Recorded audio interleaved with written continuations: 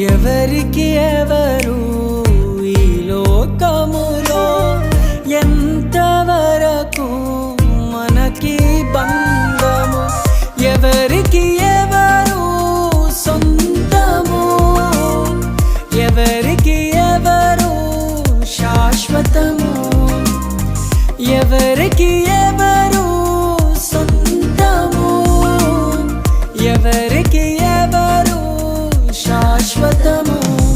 మన జీవితం ఒక యాత్ర, మన గమ్యమే ఆ యేసు.